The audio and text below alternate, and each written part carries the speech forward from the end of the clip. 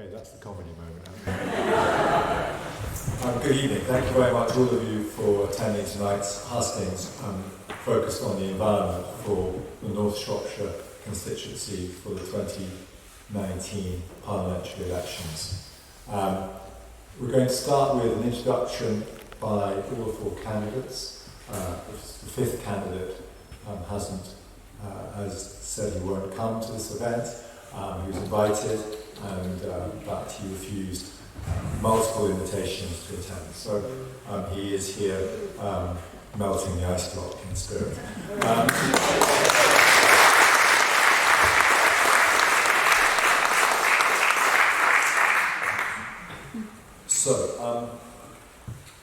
We're going to start by each individual introduction. We'll start with John Adams to my right from the Green Party.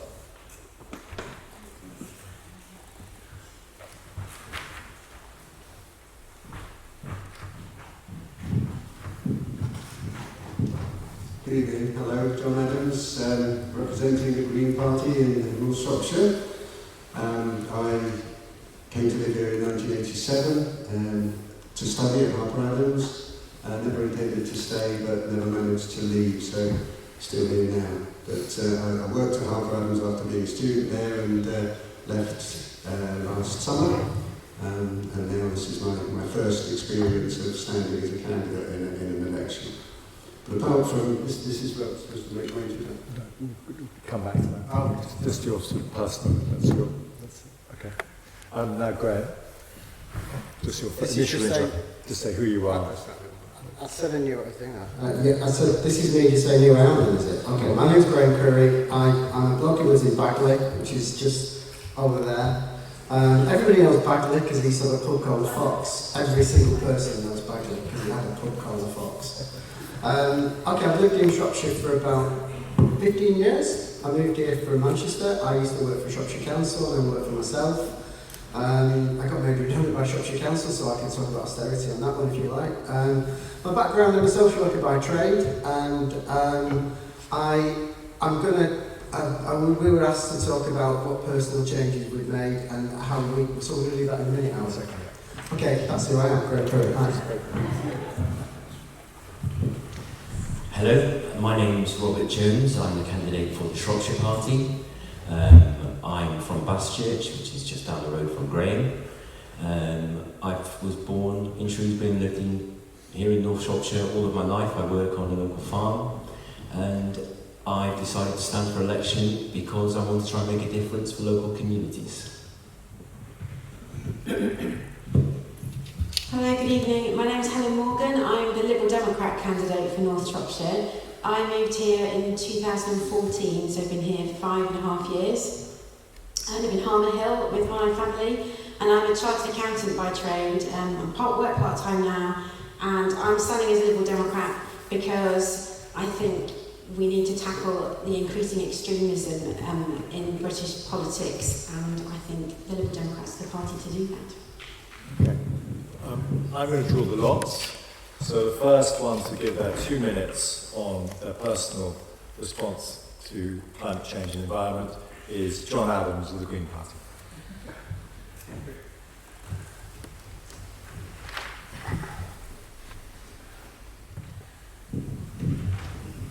Well, apart from personal changes like eating less meat and saving energy at home and avoiding flying, my biggest change was moving from London to South Wales in 1983 to learn about farming, because I sort of felt somewhere in my bones that industrial agriculture was unsustainable.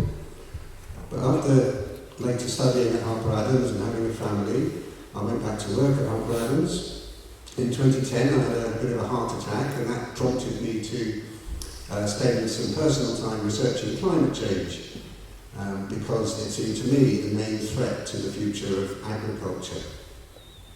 In 2012, I subsequently published a paper about the implications of climate science and why politicians were not acting according with the science, and came to the conclusion that the public, or you guys, would have to force the politicians to act because of absence of political leadership. But today, so that's my my justification really. But today the best thing I think I can do is try and understand what's actually going on, what's really going on in the world, so that we can kind of respond appropriately to that. And I think we often get told things that are not true. In fact, that's been happening for years, I think, but it's come to a head with people like Donald Trump and Boris Johnson and so on. So I think the key thing is to try and actually get to the root of the problem, the truth of what's actually going on, so that we can end up with a sustainable future and a sustainable world for our children to live in. Okay. Graeme, go. Oh, that's fine. So we were asked to talk for a couple of minutes about what changes we've made in our lives. So I've been thinking about this one, and what I want to say is, this isn't about, it's not about lists, and it's not about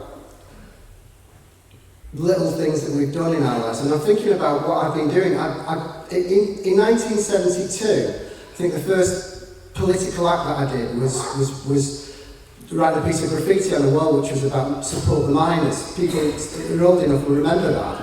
I feel like I spent my whole life as a campaigner and activist trying to look at how we can make the world a better place. And the current climate emergency is at front and centre of this election. But I look back and I think about what kind of life I've had, and I think about whether I've been cutting the wire, doing a night keep and cutting the wire at Molesworth, stopping the traffic over Cruise Watch when I was a secretary of the CND back in the day.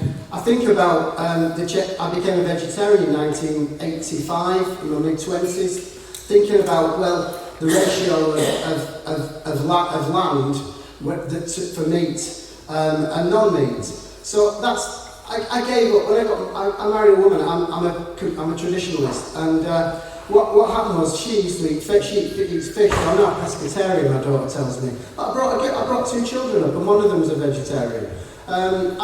We do all the things that we do. Those are the lists that I want you to probably think about. So, look at recycling, try and buy things in bulk, all those things. But for me, the climate emergency and what we do in our personal lives is about how we change our society. So you're going to, if you want to play word bingo tonight, you want to put your money on the word transformational, because that's the word I'm going to be using tonight. Because the Labour Party policy, the Labour Party offer puts climate change, the climate emergency, front and central, and we're talking about that as part of a transformation of our society to a society that's more equal, just and fair. And that's something that I've been campaigning about since I was a child.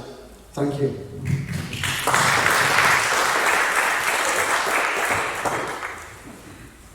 There we go. Robert Jones.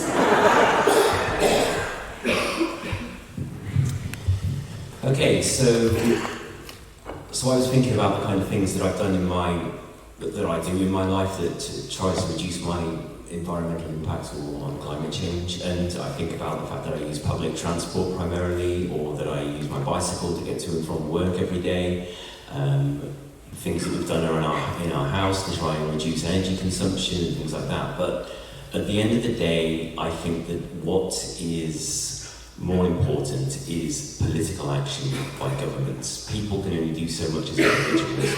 It's government policy at a local, national, a global level that is actually going to make the difference in reducing the effects of climate change. And it's not to belittle what people do in individual lives. Of course, everything is important and everything helps. But I think that nothing can replace the decisions and policies that are adopted by government.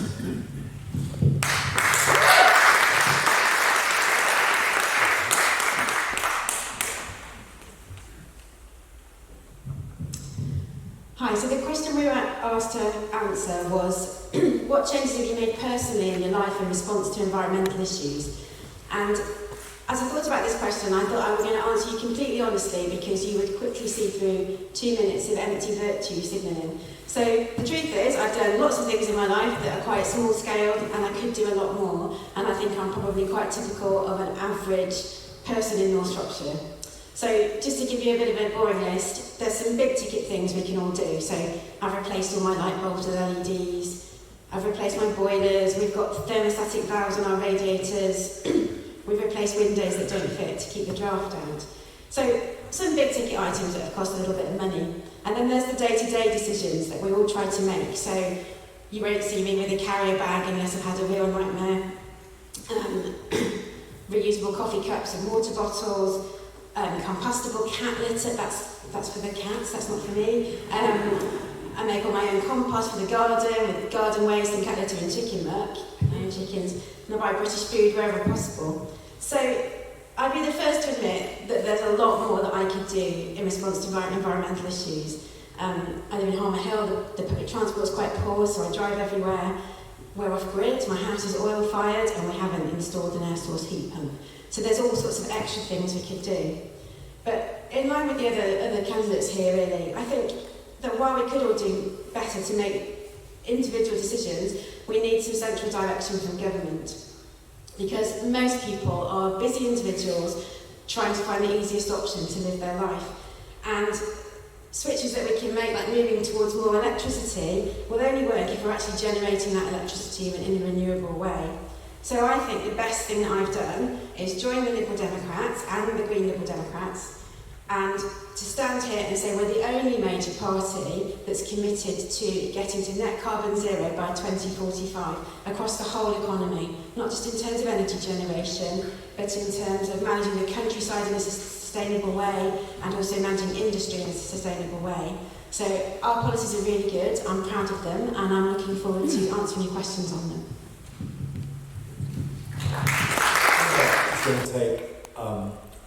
We have 6 thematic questions which are going to come from the floor, and then we're going to have, which will be put to the panel, and then those questions will then come back out to the audience to follow up on.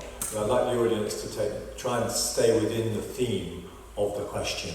So if you have a searing question you want to ask, you don't think it's on the theme, maybe hold back from it. So I'm sure all the primary themes around the environment will come up. So the first question of the evening is by Gaynor Jones. Is Gaynor Jones here? Yeah.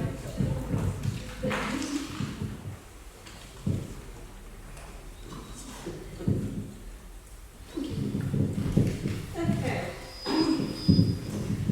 Scientists are now saying that time is running out before climate change is irreversible. This came out this week. 4 of the 5 candidates, 4 that are here, have signed the Friends of the Earth pledge to make the climate crisis a deal breaker in how they will vote in Parliament if they're elected. Can I now have a promise from all of you that you will keep to that pledge if elected? And do you all agree that the 2030 date for the zero carbon is vital? Okay, so I'm going to start with Helen on this question, please. Hi, thanks Gaynor. In short answer, yes, and we'll stick by that pledge. So the pledge to tackle the climate emergency is kind of second on the list of things after stopping Brexit for the Liberal Democrats. We think we're best placed to tackle it if we have stopped Brexit, but it's absolutely core to the rest of the manifesto. And I'm absolutely committed to it, yes. So I won't kind of go on that subject. In terms of the 2030 date, I think we have to accept that that is a desirable date, but it's probably not entirely achievable if you consider, for example, that we'd have to replace every car on the road by 2030 with an electric one. And we'd have to get all of our energy to renewables, and it's a decade, and it's a very short space of time. So our plan is to get to 80% of electricity generation from renewable sources by 2030, to get all new cars and vans electric by 2030, and to have all houses properly insulated by 2030. But just from a practical perspective, we think 2045 is a more realistic, achievable target, and it is 5 years sooner than the legally binding target of 2050. So yes, I think it's desirable, I think we should aim for it, but I think we have to be realistic about what we can achieve. Thank you. So John Adams, if you would follow that up, please. I would say yes, certainly, to the first question about the pledge. And the date about 2030, I think, yes, we certainly should make that a deadline that we want to achieve net zero net carbon emissions by then. Because if the world as a whole is going to achieve that by 2050, then it's certainly not fair for developed countries like the UK to also have that 2050 deadline. So we've got to do it an awful lot earlier because we have so much more responsibility for the situation than other countries do, especially in the global south. So we really do need to do it, and yeah, we need to be creative and innovative and so on, and even develop the targets that the Green Party has now. We don't expect to get 100% renewable energy by then, but in the intervening years, then we will develop ways of finishing the job and getting there by 2030. So we definitely think it's something that we should be aspiring to, aiming to do, and achieving as well.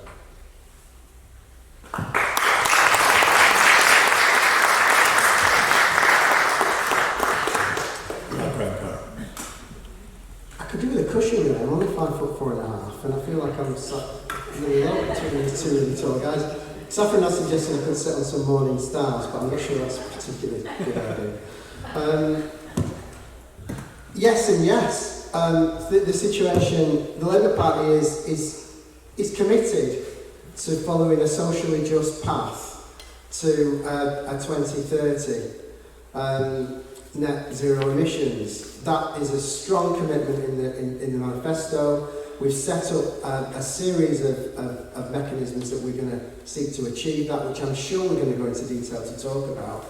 I think it's important that we do have that as a really. We've got to remember that the Paris Accord talks about actually maintaining 1.5 degrees climate change increase of global temperature. In order to achieve that, it talks about net zero emissions by 2050.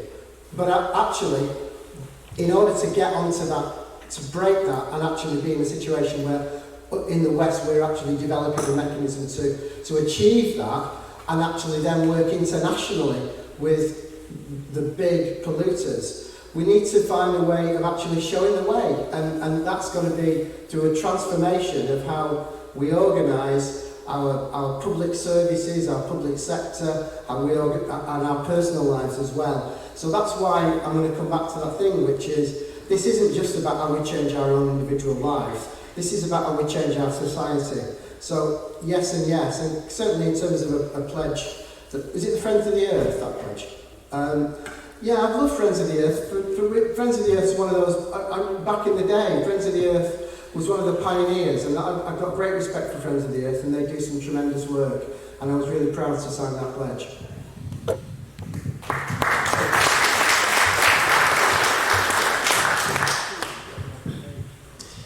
So my answer to the questions is yes and yes. I was very happy to sign the Friends of the Earth pledge, and as far as the 2030 goal is concerned, it's arguable whether it's practically achievable, but I certainly think it should be the goal. It should be what we are aspiring to, because we need to get these emissions down. And yes, there's a global goal of 2050 for net zero emissions, but Britain has to lead the way, and to a certain extent already has been, but there's always more that we can do. Okay, now I'm just going to. I have one bit of transcript from the market trading Hustings from Owen Patterson. I thought this is the most appropriate part to introduce it. So I'm going to read it, even though we don't have him here, but these are his words. So, and it was sort of essentially about climate change. So his answer was, it is happening, obviously, but it's not happening at the speed. It's really not. IPCC, which is the absolute ultimate world body, has made forecasts and warnings that do not match those forecasts. I'm afraid that is fact. IPCC said in 1990 we will get a 1 degree increase by 2025. Depending on whether you are looking at satellites or whatever your measurement, it is 0.3 to 0.49. So it is not the emergency and catastrophe that everyone is talking about. It is a problem which needs measured, sensible approach. And then let me finish. The way out to do this is to have a really drive on technologies like fusion and hydrogen. That's the future. So I thought I should read that out because I think those are the core principles of which Owen Patterson, the Conservative candidate, stands by. They're not my positions, but I thought it's worth putting that down. Do you mind if I throw the ice walk out of the room for that? Let's leave it down. And I have a question from Josh Coburn. Is Josh in the room?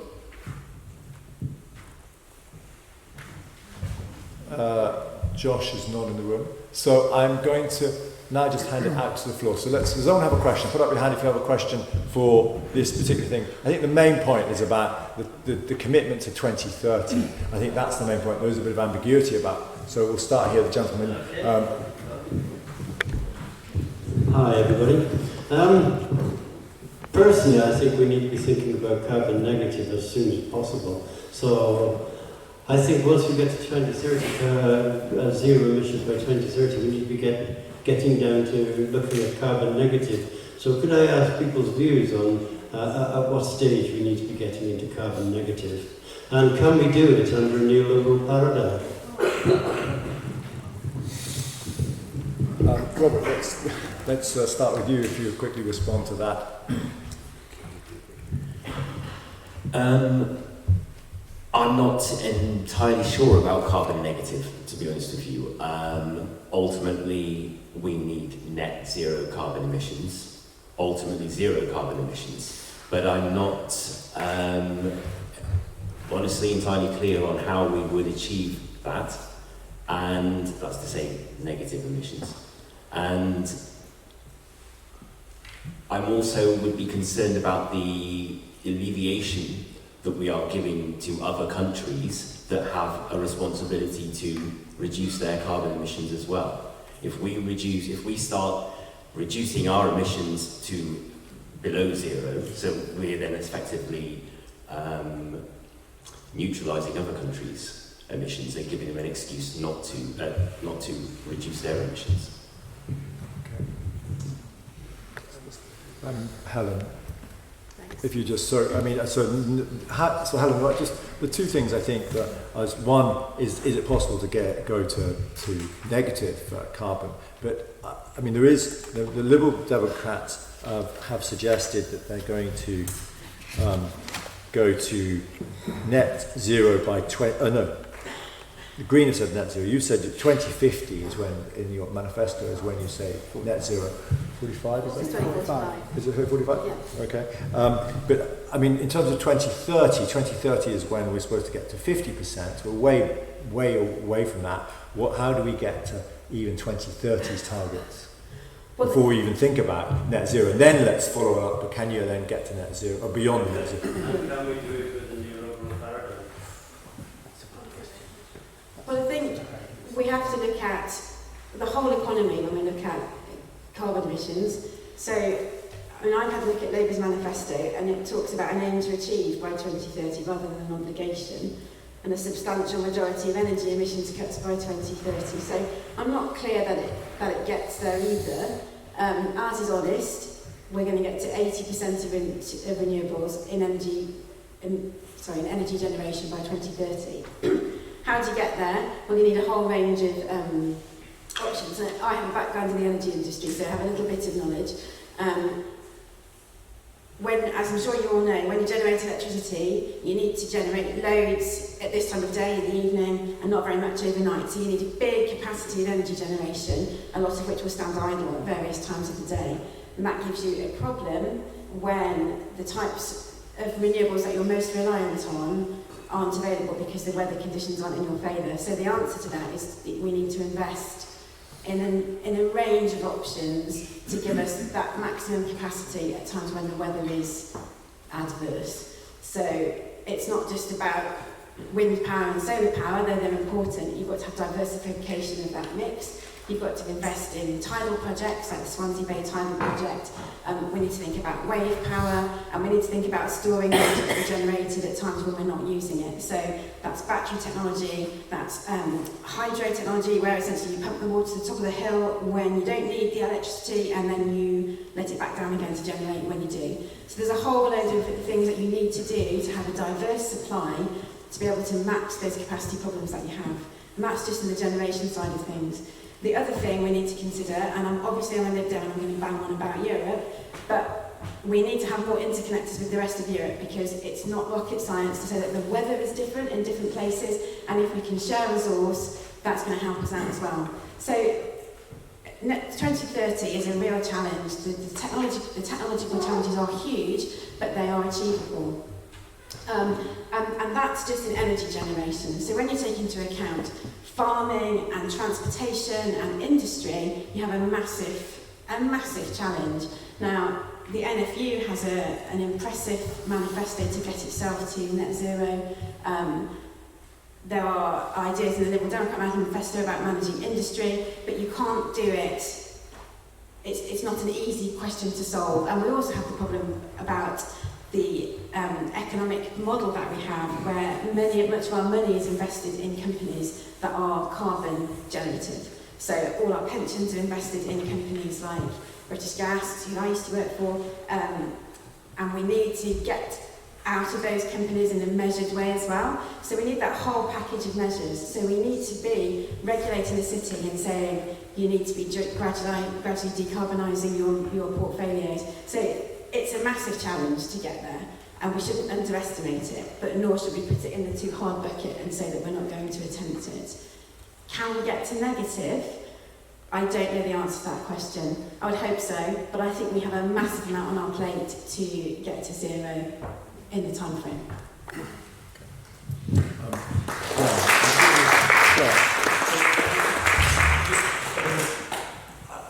I don't have a handle. Well, I have a little handle, but I don't have a real handle on this 2030. It's 10 years' time. It's very, really around the corner. So there's targets being put out there.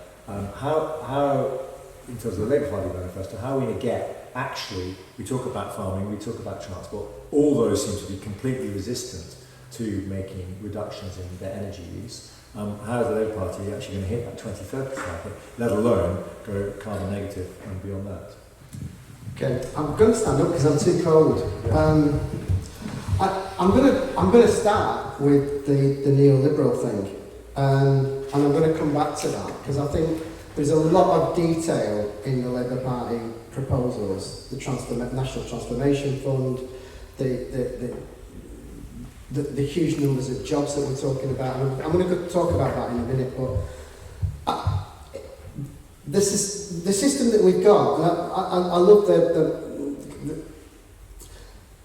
the Extinction Rebellion model is about how we change the system. It's not about how we tinker with these political parties that have continuously made promises that they've broken over the decades, right?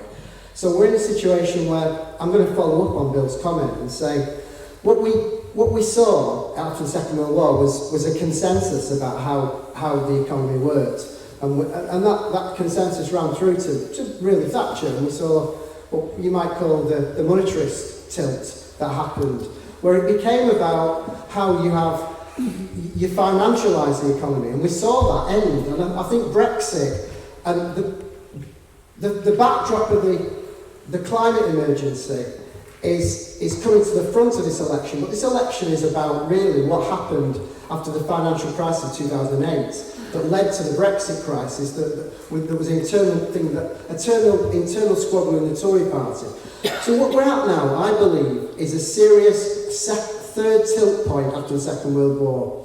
We're in a place where we've actually got to work out, we know that 70% of emissions are from the 100 biggest companies. We're in a situation where we need to regulate, not just incentivise. The Labour Party's got a thoroughgoing, the proposals around taken on board the major infrastructure models within our country, the gas, the utility companies and the transport companies, isn't just some throwback to the past. It's about how we become a modern European country and actually take control of how we move forward with our society.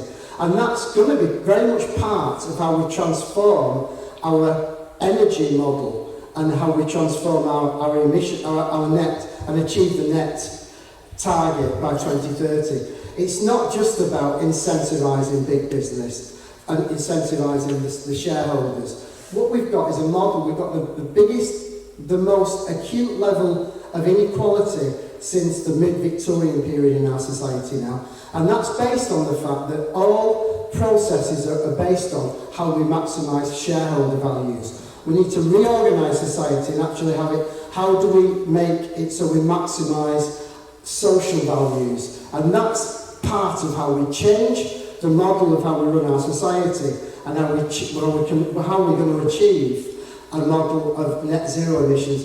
And I've got to say, Mr. Patterson, I'm looking around and probably, I'm thinking about Duncan here, sat in the middle of the room. We've been around, we saw him in 15, and actually he moved his position a bit actually, because in 2015 he'd just been sacked for Secretary of State of the Environment. This is a man who sat in the cabinet, and he was sat next to the UKIP woman, who was a strange eccentric, which we're all happy to humour her. It's a biology teacher talking about chlorophyll. And we, as a reason for climate change, and we had Patterson, who was an ex-Secretary of State for the Environment, basically saying the same thing. Absolutely appalling and shocking. So we've got to be in a situation where we need a political mindset change and we need a social mindset change.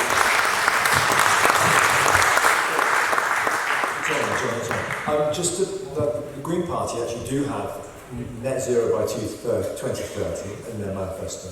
How are we going to get there, and can we then become carbon negative? So that's what I think. Well, can I just first of all just mention the point when you were talking about Owen's words? I think if we've got other people who have access to them, but it'd be worth studying them in detail, because I think you'll find that they're not accurate in themselves. That he was being very misleading when he said those things anyway. No, he is misleading. I mean, we've already reached 1 degree. We have a degree 0.4. We've already reached 1 degree, so that's immediately a false claim. He also claims that we only produce 1%. I don't think that's what he was saying. I think that's what he was saying. But anyway, you just make your point.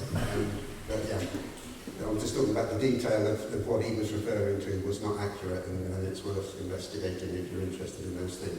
But obviously the Green Party does have net zero by 2030 as a commitment and a programme, a costed, well thought through programme to achieve that through what we call the Green New Deal. So that would be a radical, very rapid way of decarbonising society, whether it's through reducing energy demand by insulating houses and retrofitting with energy efficient heating systems, whether it's implementing sustainable transport systems, whether it's decarbonising industry through grants and training, all the skills that will be needed to do that. So really in every aspect of life, every major sort of area you can think of, we've got a particular policy that is aiming to get us down to net zero carbon by 2030. And as I say, even in terms of electricity generation, we only expect by 2030 at the moment, with the plan we've got now today, to achieve something like 70 to 75% renewable energy from wind for electricity generation. But by 2030, we should have actually progressed from that to make it to 100%. So there's a big programme in place there to achieve net zero. But what you were saying about getting net negative emissions, even if we stop emitting carbon dioxide and other greenhouse gases today, the temperature is still going to go up because there's a lot of inertia in the system. But stopping emissions isn't going to be enough because we've got too much gas in the atmosphere already.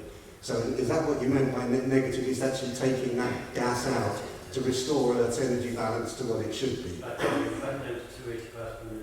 Yeah, well, people like James Hansen, of course, reckon that if we can get it down to 350, that's probably a reasonably safe level.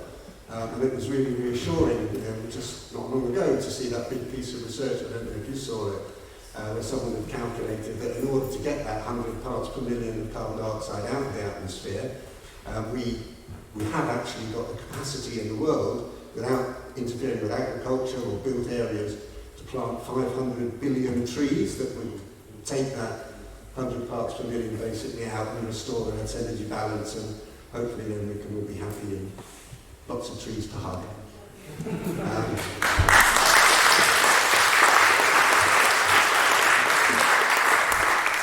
Okay, on this particular question, I'm going to ask the audience. There's two people. Is Jonathan, is he here? There's two. We'll take two questions at once, and then we'll just get round. Then we can just move on. So let's have the question here. So far, we were getting there a little bit, I think, towards the end of that. But what we've got to realise is that this isn't really negotiable, is it? The science is actually telling us that unless we do something, we really are in crisis, as we are. So we say, well, I don't think it's realistic that we can do this. If it's not realistic, then this planet is really doomed as far as the human population goes, and many species with it. So nobody's really spoken about the fact that we need to reduce our consumption in all areas of our life. This is going to hit every one of us. We are all going to have to make sacrifices. Nobody has actually said on the panel or nationally, look, we're all going to be worse. You're not going to have the same living standards that you are used to at the moment. You're not going to be able to buy clothes at the rate you're buying. You're not going to be able to buy exotic fruits that are out of season. Now, I'd like somebody to really say, actually, yes, I'm going to stand up and say, your living standards are going to be lower, but we are going to be able to live.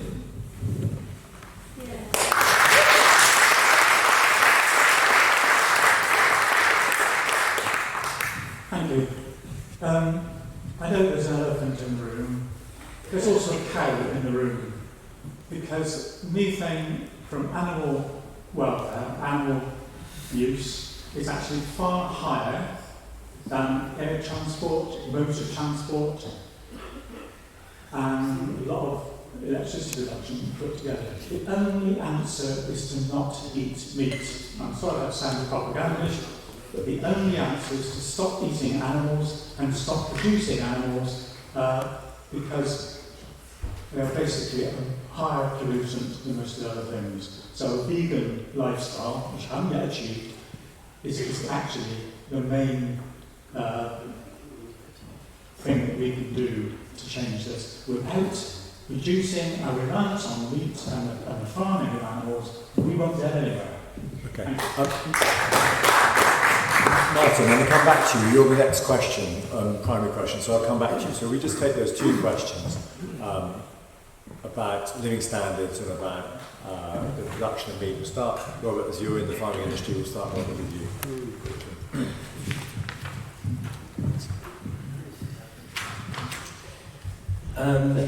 So on the first question about consumption and living standards, I understand what you're saying about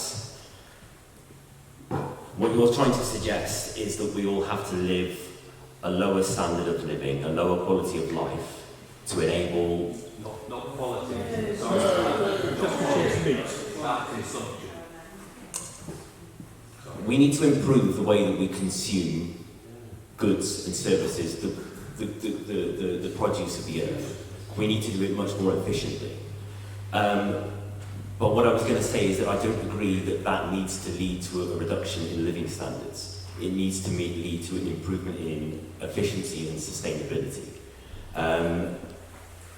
If you start trying to talk about reducing living standards, then that is just going to turn the vast majority of the population away from to their own possible extinction, perhaps.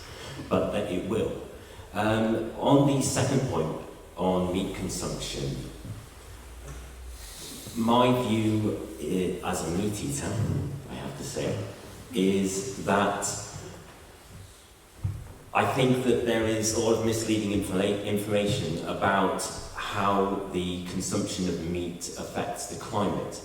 And whilst methane is a major factor in climate change, and we need to reduce methane production by a large amount, I don't think that it's necessarily true that that means that we have to eat less meat. It means we need to change farming practices. It means we need to change the kind of feed that we give to animals so that they produce less methane. Science doesn't say that. Okay, go to those. We'll move this on.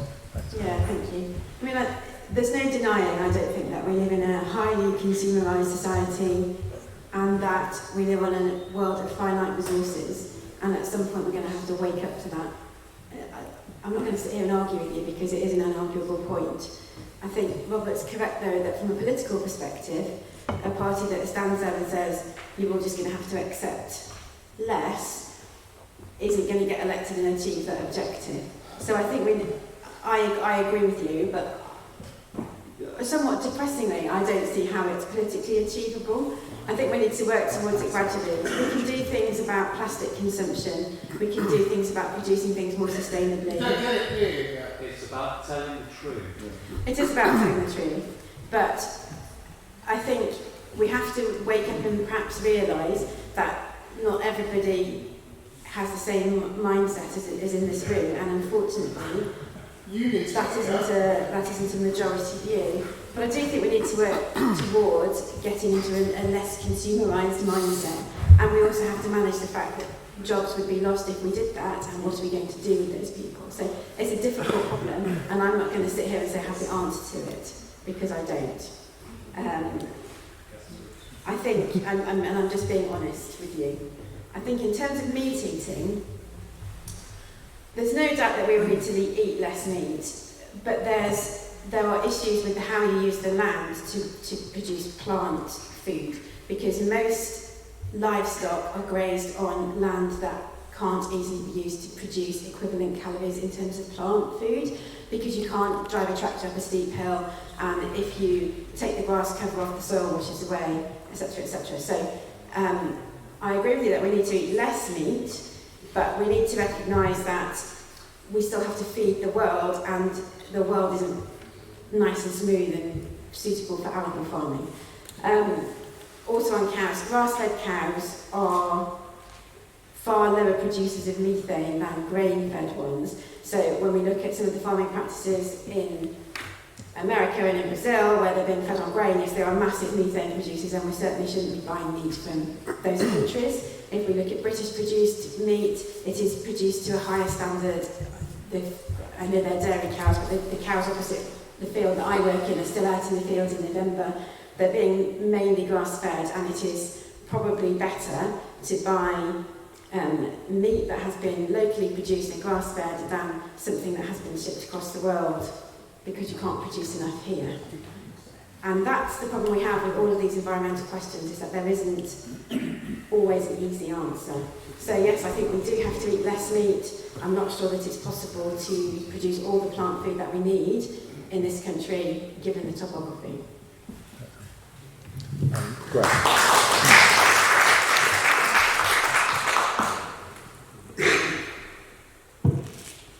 I see how it's politically achievable. What the Labour Party is presenting is a way forward. The image of the climate change protesters on the tube. Let's think about that. Remember the guys stood on the tube, and it was seen as a class issue, wasn't it? It was seen as a class issue. It's a bunch of guys trying to get to work, started dragging these hipsters off the top of the tube, right? What the Labour Party is proposing is that it's got a transformational policy, which we've got a 400 billion investment fund, which will be part of a fully funded and fully costed, so that's going to be paid for by 5p in the pound of the the 5% highest paid individuals. So we can find a way of creating, within the first term of a Labour government, 320,000 well-paid apprenticeship jobs within the green industrial revolution. We're going to put together these two huge monoliths of the climate emergency and how we end the Tory and the Lib Dem 10 years of austerity. So actually you put the two together, that's the political way forward. You actually fund a reinvestment of the infrastructure of our society through a fairer taxation system, and we actually create a model where we have sustainable jobs creating sustainable models of living. And it's important that Extinction Rebellion and people that see that we need to ensure that we move forward in a way that's not going to represent some kind of class conflict. And I think the Labour Party have got a solution to this, because if we end up with a situation where the answer to climate change is an eco-austerity model, that's a problem, I believe. And I suspect that might have been where Helen was finding herself lost in that area. The Labour Party is proposing a significant reinvestment in proper jobs, proper unionised jobs, ending 0 hours contracts, ending the age of austerity, ending the demonisation of people with disabilities and people on benefits, and actually creating a new industrial revolution, a new green industrial revolution that's based on a fairer society. So it is politically achievable. And that's why we've got to put those two things together. And that's why the front of the Labour Party manifesto, the very front of the Labour Party manifesto, is about the Green New Deal.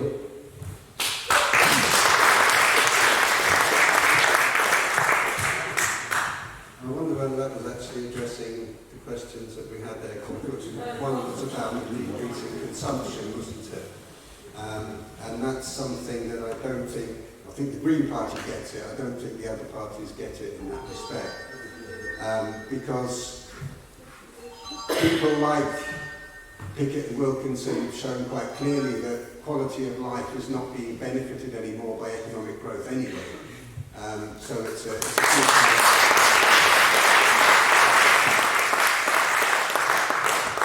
and obviously quality of life doesn't just depend on consumption. There are ways of having a better quality life without consuming. And that's just what we've been taught for 40 years, isn't it? We are just good little capitalist consumers and we're not citizens anymore.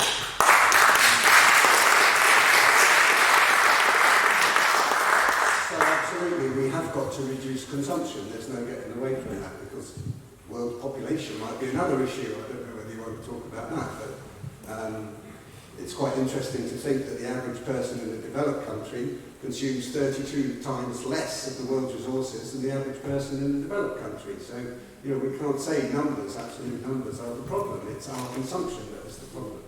So it's got to go down. The other thing about methane, methane is a real problem, and it seems to me it might even be a bigger problem than the NFU have calculated into their report on getting net zero by 2040, because the greenhouse gas inventory that they're using to do those calculations that the government produces is still using the figure of global warming potential for methane at 25 times CO2, and that's over a 100-year period. But 100 years doesn't really mean a lot now. We've got to look at the next 20 years, and over 20 years methane is 84 times more damaging than carbon dioxide, but they're not using that figure in their calculations. So I think there's a much bigger problem there than we realise. In fact, Extinction Rebellion also got that wrong as well on their truth page about the emergency. I've tried to tell them, but they haven't changed it. They've got the numbers the wrong way round. So I have sent them a couple of messages and said, please correct it. But if anyone's here who knows them, maybe you could get that sorted out. It's 84 times more damaging over 20 years and 28 times more damaging over 100 years. So methane is a huge problem. We will have to decrease meat consumption. Okay, I think we've got another question about farming, so I'm going to move it on because we've spent nearly an hour on that first question. I want to try and get a few more questions. So the next question is from Martin Peck. If you could give the microphone to him. I think maybe I'll stand up so you can see who I am and to shoot down afterwards. Right, I disagree now on the methane thing, but not through my own reasons, but been reading stuff recently from Dr. Michelle Kane, based at Oxford. She's a researcher, and she's currently working with many other scientists trying to point out that methane is very, very different to carbon dioxide. Yes, it does have a warming potential, about 28 times more than carbon dioxide, but it has a half-life of about 10 years. So that, in effect, for over a 100-year period, the methane that is produced has degraded, brought back down to carbon dioxide and oxygen in 5 times. Right, she compares it, I'll just do it quickly, to a cement factory. Martin, can we just get to your question? Okay. The science on methane is very interesting. I mean, I think, and we can get a debate about how methane works, and I think we haven't got time for that. So can we just get to the question? Okay, my question, it kind of ties in.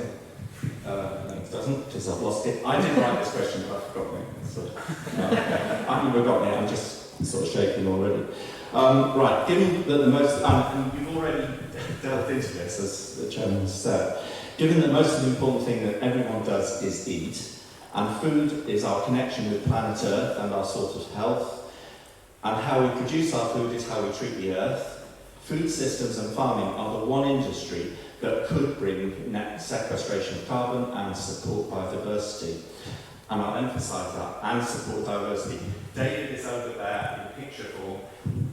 David is over there in picture form, and he has strongly raised another dimension to the planet's stability, and that is biodiversity. It is not just about carbon.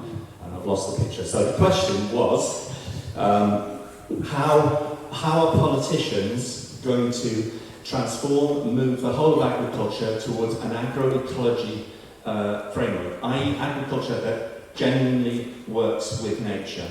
Is that more or less it? Something like that.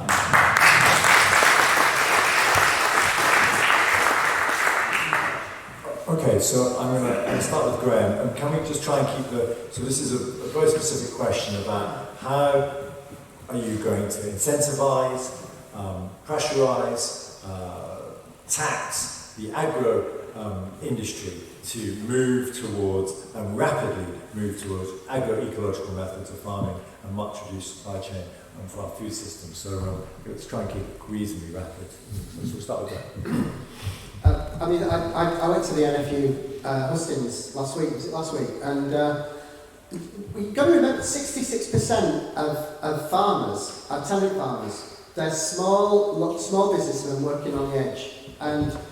And that's really important, I think, because we think of farmers as just the guys with the very big tractors, but the Labour Party policy is, Labour produced a detailed plan around biodiversity and around a plan for nature. We would maintain the current structure of subsidies for farmers, but actually very much move them towards supporting developing biodiversity. There's a Labour Party plan to plant 2 billion trees, but I find it hard to visualise what 2 billion trees is. But apparently that's over the next 20 years. So it's actually going to be about changing. What I'd say is, if we do get a hard Brexit, we won't need to worry about how we're going to deal with farming, because it'll be rewilding itself automatically, actually. So I believe it's important that we do develop policies to support farmers to develop more social access to land, more supporting biodiversity, supporting the small farmers to develop the foods that we don't need to ship in from abroad. We need to. I'm not a vegan. I eat eggs, and I've got 3 chickens in my garden. And it's great. They give me great joy and support my well-being enormously. And I think that's great. I mean, I've got to buy. So we need to support farmers. And I actually got, from my work with the Hustings, I've actually developed a great deal of respect for the local farmers. They really do want to do the best thing for the land. I went to a local farmer not far away from here who's trying to develop no-till, and that's a really important thing. So we've got to support sustainable farming within our country.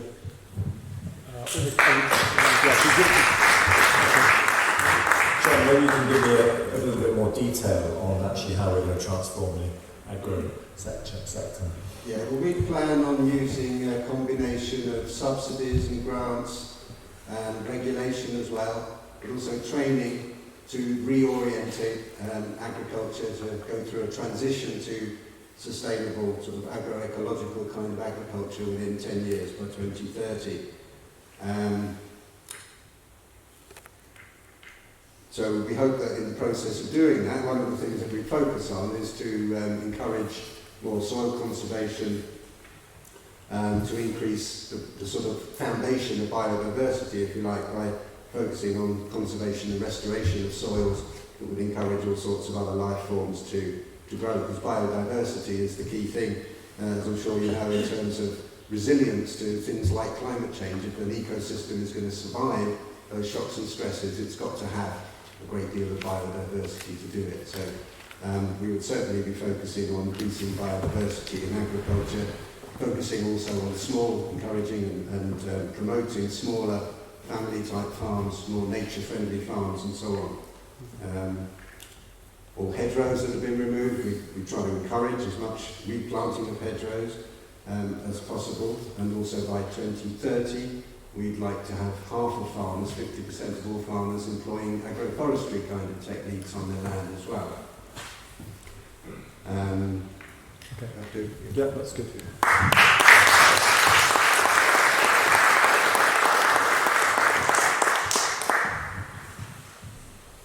Okay, so I work in agriculture. So Robert, could you just from your own experience, could you just sort of practically suggest some things that your farm that you work on could do immediately to transform their business?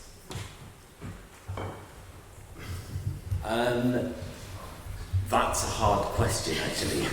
I don't run the farm. I just... No, you don't run it, but you're there. I mean, often the person at the bottom probably has as good a view as anyone, or not the bottom. I don't suggest you're there, but you know, people who necessarily aren't the owners sometimes have very good ideas about how to transform the business. Is it Helen's farm? Yeah, so it's a difficult question. Farming is probably one of the most important industries when it comes to handling nature and biodiversity, because it manages the land. And I think that we have had a very strong tendency over the last quite a long time now of a tendency towards over-industrialisation and sort of monocultures and using just one kind of crop and over-dependence on chemicals and things like that. And so we see a response to that in the emergence of organic farming and lots of trends towards that. But I personally think that the answers don't lie in things like organics per se, because that's really just a gimmick for making money. I can tell you as someone who works in poultry farming that anything that is labelled as organic almost certainly isn't in poultry farming. But more importantly than that, the fundamental problem is about having farming work with nature. When I talk about organics as a gimmick, I mean it's a label to put on the packaging to make people buy it at a higher price. But can we just keep I'm talking about your experience just quickly. Yeah. Something that's transformative is a serious issue about agroecology. If you're on a chicken farm that's pretty monocultural, what do you think you could do from your daily experience that could transform the farm that you work on into something that was more kind of agro-environmental? I mean, blue sky thinking, have them intrigued. I would suggest that you need a serious rethink about the way that the entire system is organised.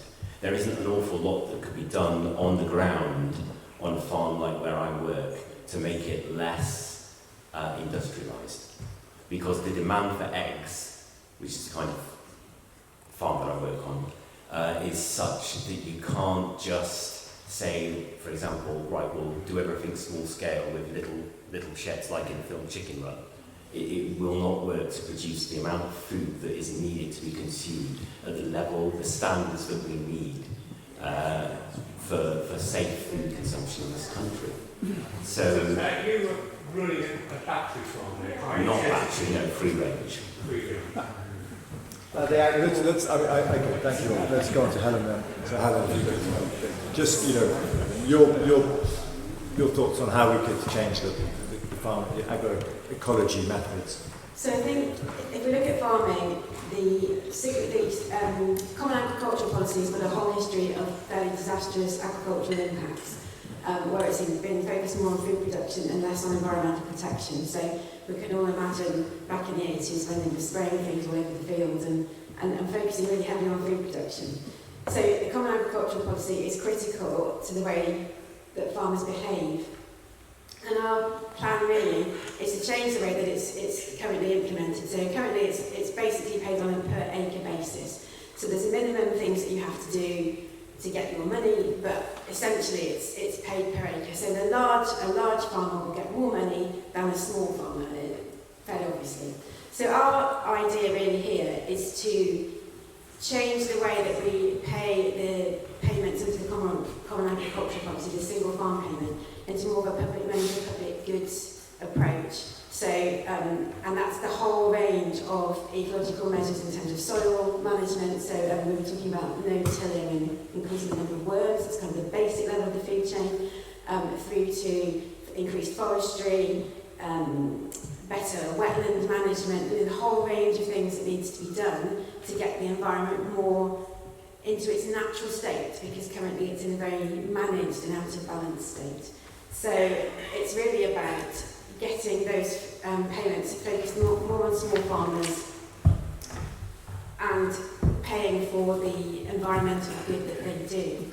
But you do have to acknowledge that we also have to feed everybody. So that comes in line with the National Food Strategy, where we try to get ourselves into a position where that food production is sustainable and it's being done in a way that manages the environment in a responsible way as well,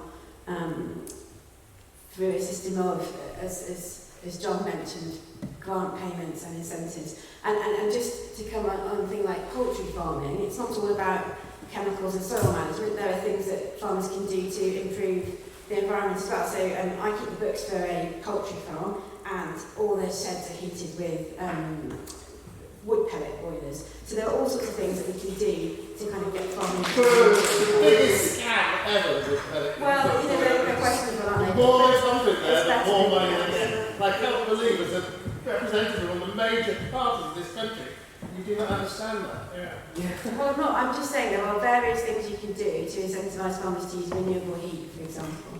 So that's one element. But I totally agree with you that many of the renewable heat incentives are ways for very rich people to cream off subsidies. The box sticking it's a joke. Okay, I'm going to. Sorry, my apologies. I think it was probably a worthwhile intervention. Thank you, Helen. I'm going to move on now. I think we're going to move on. We've got lots to cover. So we have a question now from John Joe Evans. So John Joe, if you could wait for a second for the mic.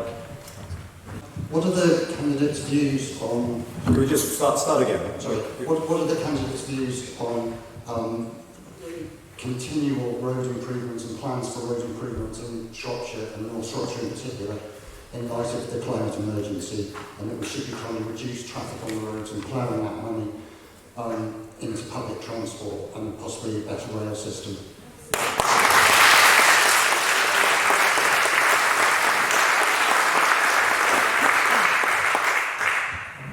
Okay, so I think this probably refers to, in some sense, the North East Relief Road in Shrewsbury, etc. Plus the push and desire for the dualling of the A5 etc. So yeah, it's a very big topic, and it's very much promoted within our council. So I think all strong views. And let's start with John on this, please.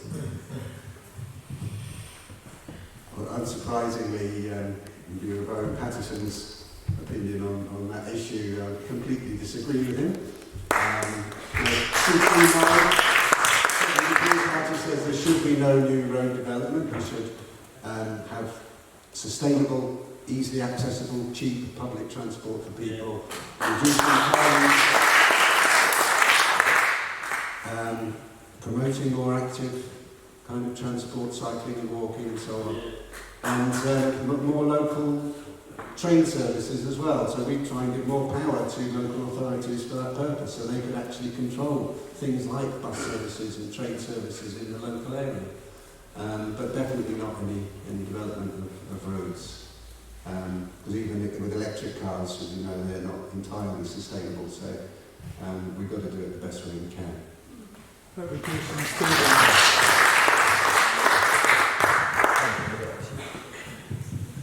I mean, to be honest with you, it's quite a similar policy to the Greens on this, so I don't think we should be building more roads. I think there are certain road safety issues we should be dealing with, but I don't think we should be just making more capacity to put more cars on.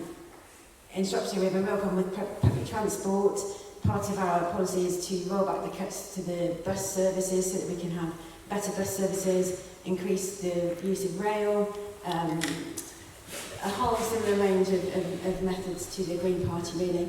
And at the core of that is to push that decision-making down to the local council, local decision-making bodies, so that you can get the right solution for the area that you live in, because obviously an urban solution is very different to the one that we need here in North Shropshire. So, yes, I couldn't agree more. I think we need to stop building roads. I think we need to perhaps deal with certain pinch points and danger points, but we should stop building roads and focus on getting people off the road and onto public transport.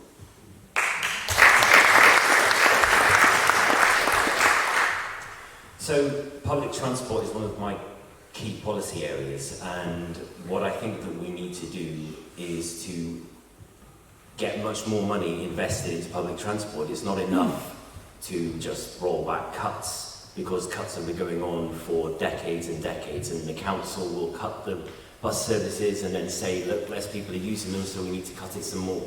And that just creates a downward spiral. What we need to do is invest in bus services, especially in rural areas, and we need a system that's integrated, where it's possible to catch a bus to a train station and get anywhere you need to go, without having to spend ages looking up what the bus or train times are to try and plan your journey. You should just be able to do it. It needs to be done. To get it done, we need more power to local government and more resources. And one way of doing that is to the current government proposes is for the creation of combined authorities, and we could possibly create a combined authority for Shropshire and Telford that could then have new resources provided by central government and new powers to set up public transport infrastructure, a public transport network that is integrated and combines road and rail services. So we also need to reopen some of our railway lines and railway stations, because they are, I mean, I was born in 1982, so long after the beaching cuts destroyed much of the railway services and stations and infrastructure that we had in our county. And I can't believe how short-sighted those decisions were back then. They just thought that everyone's going to have a car in the future and that that's going to be wonderful. It's not practical, and it's damaging for the environment, and we need to get people off of roads and onto buses and trains.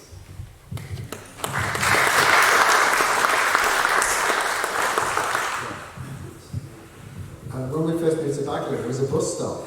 There was no buses, but there was a bus stop. And then about 5 years ago, they came and knocked the bus stop down. And I don't know why they bothered doing that, because I think it was actually quite a nice little habitat for some bats, I think. The Labour Party, it's about how we get a green transport policy.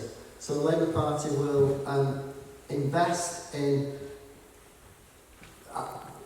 it talks about 3,000 new bus routes. It talks about we've got to recognise the fact that in the last decade of austerity, we've seen almost 50% cuts to local government funding. We've seen privatisation of bus routes, which has just led to basically cherry picking the good ones. So what we need to do is actually develop free bus and rail for under 25s. That we're going to then subsidise a whole range of new green models of how we develop transport and buses, and take it into public ownership, the rail industry, so that we can actually bring those, rather than the shareholders getting the value and Bransonising the transport industry. What we need to do is turn into something for the social good. We've got a situation where it's devil take the hindmost, really. So we need to look at how we can reduce the need for cars. There's no way, I've got a bike, but there's no way I could have got here tonight without driving my car. We need to look at things like, the Labour Party is talking about car share models, how we can get community hubs for developing more sustainable ways of getting about, and that's what we need to be doing. So there are road safety issues. You know, there are issues about the A5 and some of the pinch points. But yeah, my son attended one of the funerals of one of the people who was killed, what was it, only about 3 or 4 weeks ago, and that pinch point where the A5 goes down, it's not really a single double lane, but as it runs down to the track between the two hedgerows, people are firing on to get through. And so we do need to consider, maybe we could use some of the money we spent on Vince Hunt's Road and spend it on some improvements. But so yeah, we need to get a sustainable model where cheaper, sustainable public transport and community models of transport are available for people. Okay. I'm going to quickly ask, go across the table, but it seems to me that transport, the issue that no one really wants to discuss is kind of spatial organisation, and even in a very large constituency like North Shropshire, there is a seeming, for me, just purely when I drive through the villages, that there is a mushrooming of out-of-town development, rather particularly in Oswestry, a lack of development of anything that I can see of any significance, which seems to be a upside-down organisation of how you create dense, vibrant communities. It doesn't mean we must neglect our rural communities. They're part of our vitality, but it does seem to be we're sort of upside down in how we're organising the spatial kind of distribution in this part of the world. Very quickly, if I just go across the table, can we just give a response to that question?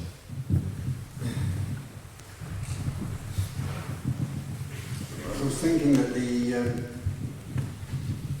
sort of healthy aspect of that sort of development, I'm not quite sure what you meant about having a really dense kind of thing going on there, because... Well, if you have density, I mean, okay, so you can't have a bus service, really, that becomes at all efficient in any way. I mean, you can subsidise it a lot, but you can't have it unless you have a certain amount of density. You then add this, you go to the next level, and you have, let's say, you wanted a rail service or a tram service. You can't have that unless you have certain density. The density is a prerequisite for public transport. You can't, so 3,000 bus services, I'm sorry, but the Labour Party, 3,000 bus services across the United Kingdom, we might have one in Shropshire. I mean, it's not going to be that transformative to Shropshire, just the numbers aren't going to do it. So you have to have another version of getting to sustainable transport.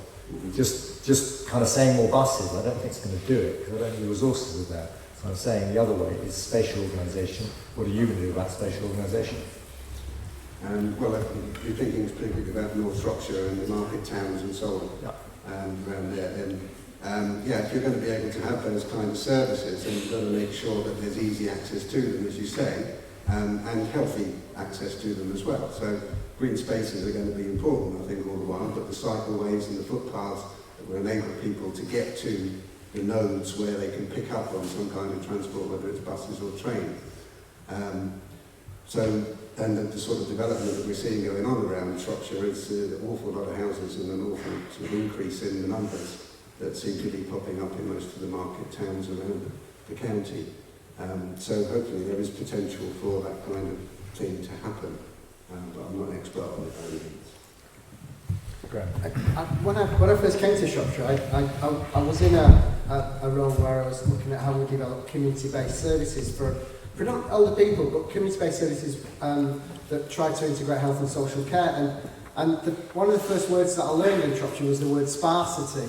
Because we've got some of these famous phrases like the largest inland county, and when you think about the size of it, from the Welsh border, from the other side of Pantlan and to War, really, which is the side of Market Drayton, which is virtually Crewe.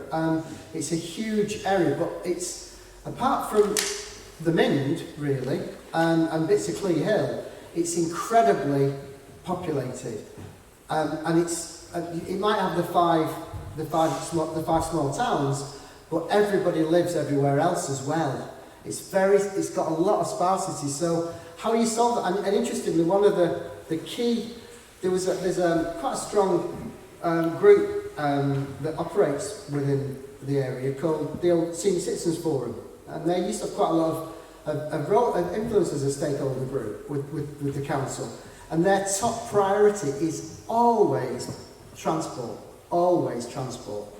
And it is a real issue, because you can't say, well, what we need to, the way we solve this is we've got the 5 towns, and we just put everything in those towns, because it doesn't work, because the sparsities. I mean, I live in Bagley, so I don't relate, so it is a really tough one. It's got to be, the way to do that is actually to reinstate. There were networks of buses that took people from Bagley to Oswestry and to Ellesmere. They did exist, and we can recreate them. There is ways that we could have small villages having car share models, community models of how we share a car, why we all need a car. And I think that is that consumption issue that we were talking about earlier. There is a point at which we're going to have to accept that we're not all going to need a car, and we've got to look at how we can share that. If you live in London now, it's very rare, and most people don't bother having a car in London because the transport systems are good enough and you can handle it. And so how we achieve that in almost a unique situation of Shropshire with its sparsity of population spread out is going to be a real challenge, but I think it's a challenge that we've got to start to think about and work on.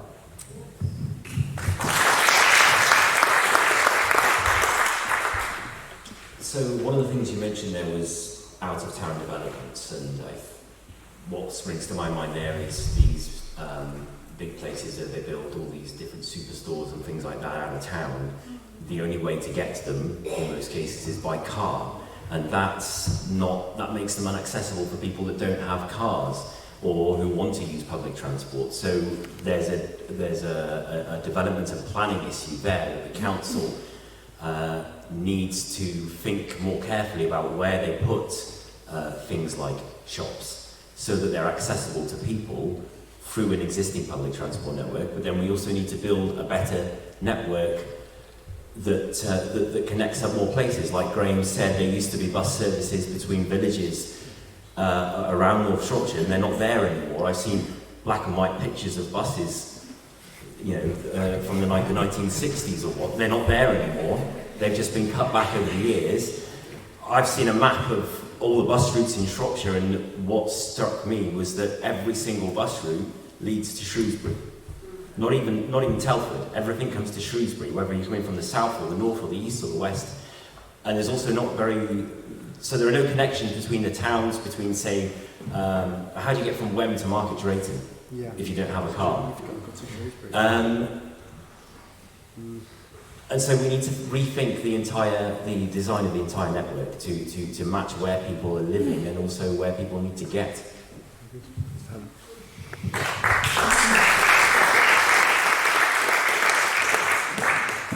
Well, I suspect everyone's going to agree with me that there's a strong case for direct public investment in public transport, because the situation that we've got at the moment with the out-of-town developments, it's not just a problem about the car transport, it's also what's leading in large place to the death of the high street as well.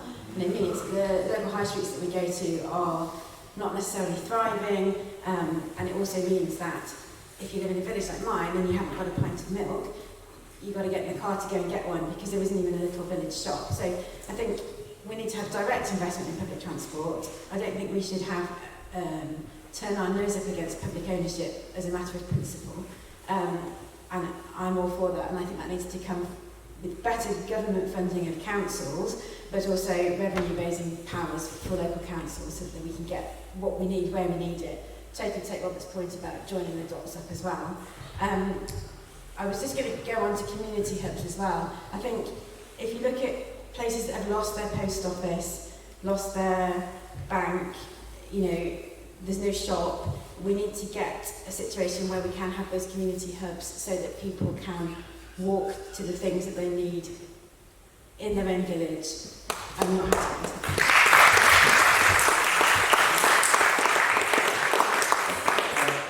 Because of time, I'm going to move on to the next question, which is from Rebecca Jones. Thank you. I'm asking this question on behalf of my daughter, Violet, who's 16 and can't be here tonight.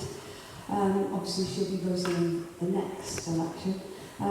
How do you plan to support doubling UK tree cover as part of efforts to transform the way we use our land to help stop climate breakdown?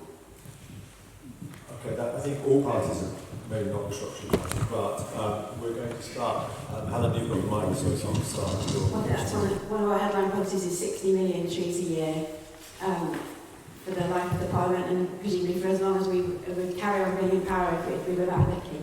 So 60 million trees a year, it's a lot of trees, and you've obviously got to find the space for that, and that would have to be done in a variety of ways. I think you need to expand the national forest planting so that you've got those woodland ecosystems, which are very important, but also find green spaces in towns and incentivise farmers to use their less productive land to put trees on as well. I think it's quite a big challenge, but I think it's achievable. I think just in terms of taking carbon out of the atmosphere, we need to remember that's not just about trees, it's about wetland management and carbon sinks as well. So we've got Shropshire Wildlife Trust looking at restoring the peat bog at Wixell Moss, you know, that kind of activity needs to be encouraged as well. So we're 60 million trees a year, but we're also about wetland management and finding other and managing the soil better so that we can keep that carbon trapped rather than released.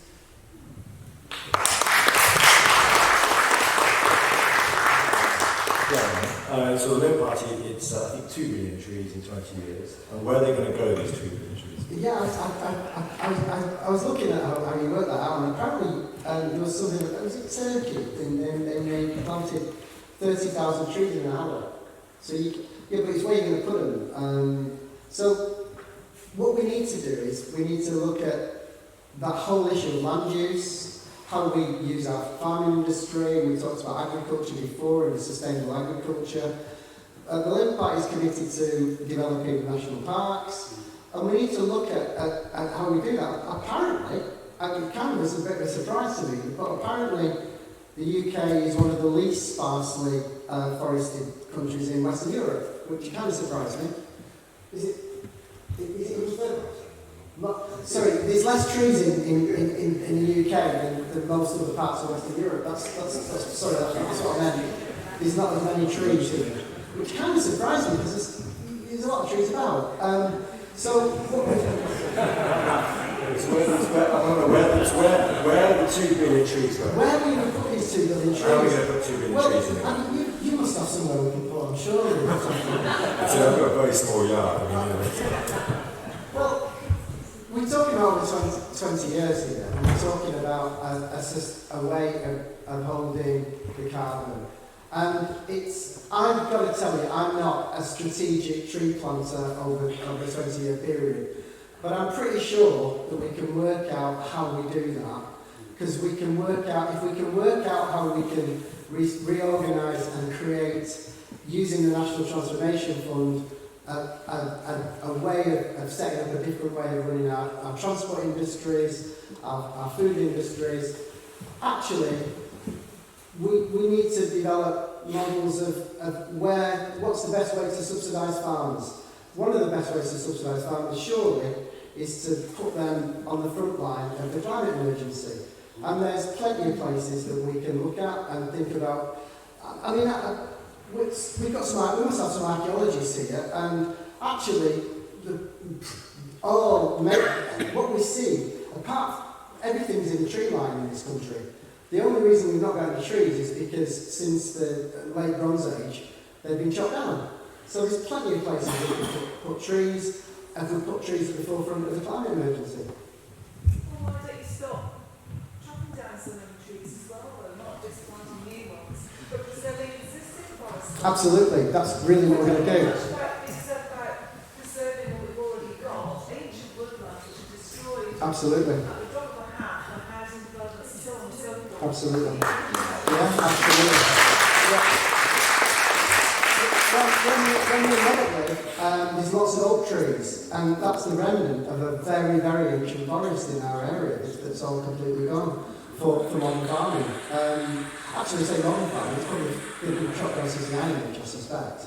So, yeah, we've got to, I mean, there is a model for how we develop a sustainable forestry industry, but actually if we're talking about creating trees that are going to be there as part of our approach to holding and sustaining the carbon, that's about how we develop that as part of a strategy for developing biodiversity, part of our nature plan, really. And that's not about a forestry plan, it's about actually sustainable forests for biodiversity in our country that we're going to need to use. We're moving into territory as well around about land ownership. And that's a big issue, I think, that we need to be looking at. How is land ownership used in this country? Is are the grouse laws something about just particularly, we hear the grouse laws defended because they're seen as bringing in our money. We need to say, well, how can we better use them to defend our planet effectively? That's what we need to do. Destroying irreplaceable ancient woodlands if you continue with HS2.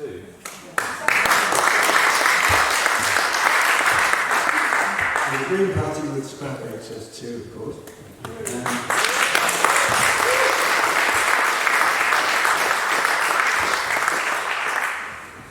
I think the woodland cover in the country is about 13%, isn't it, the area, the land area?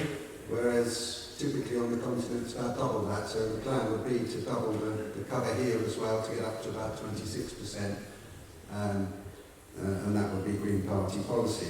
But I guess how you do it has a lot to do with maybe reclaiming some of the land where trees used to be that has been turned into agricultural land, pasture land and so on.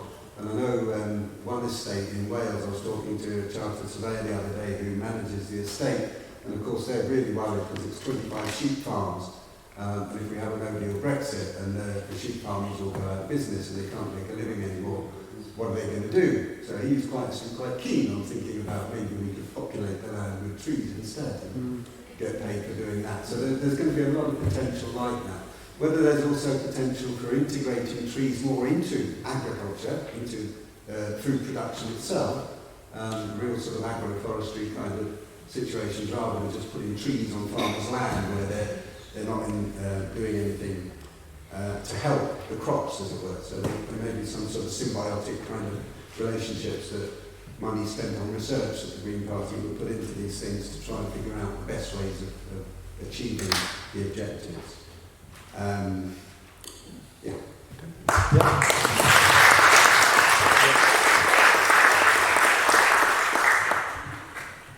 Okay, so obviously it's really important that we plant lots of trees to restore the amount of tree cover in our country, and as has been pointed out, we used to have a lot more trees, and it's time that we restore them. But we need to be, in my view, careful about where we put trees, and I would be concerned about just having a simple financial incentive to farmers, because if you give them too much of a financial incentive, then they will put them anywhere where they can, and then you might end up with impacts that weren't envisaged, like transforming land which has been of one particular nature and suddenly putting lots of trees on it, might change it and transform it in a way that has negative impacts as well as positive. So I think we need to be a bit more than just saying, let's just throw money at it, because I don't think that's going to necessarily solve it like it never solves anything. But other than that, we need to plant more trees. If we stop cutting the hedges, the trees are already there, and that's less work for the forest.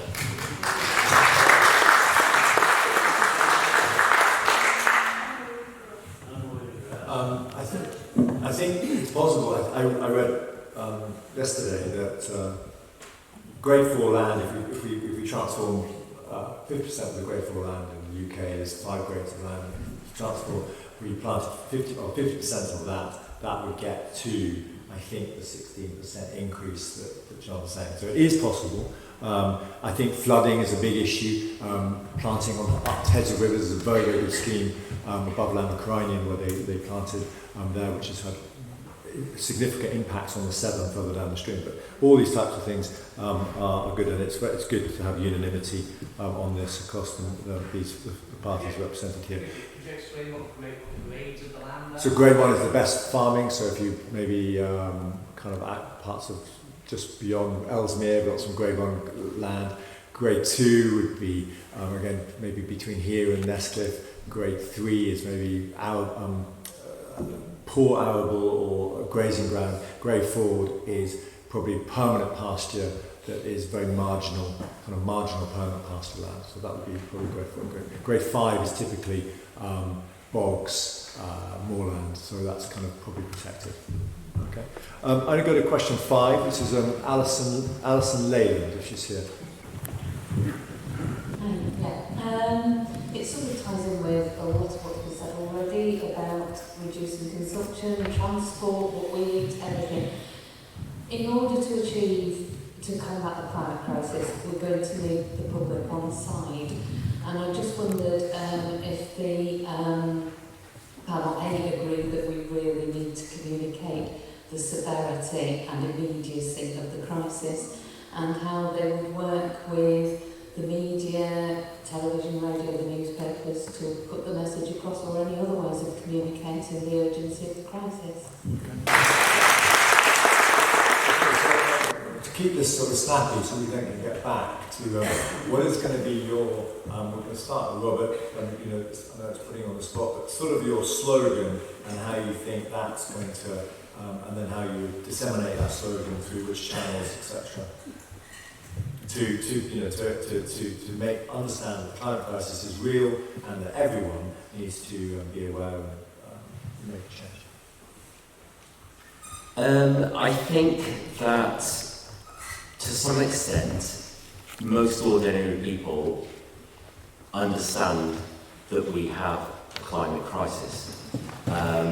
It's been made, I mean, I learned about it at school, so how do you get the message across that everyone's got to do something?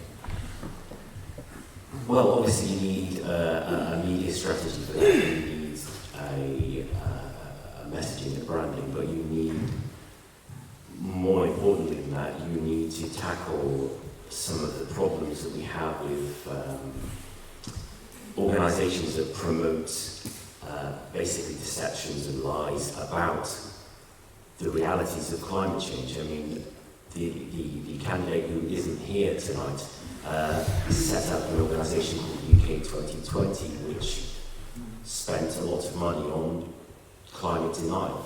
And it's funded by lots of organisations in America which deny the existence of climate change. And that is a problem because it's a message that appeals to a certain group of society that, and it's undermining the entire issue. And how we tackle that, it's the question of how we tackle misinformation and lies in the media and politics in general that we confront on a number of issues, including Brexit, for example, that I don't actually have the answers to, but it's something that we need to find. Okay.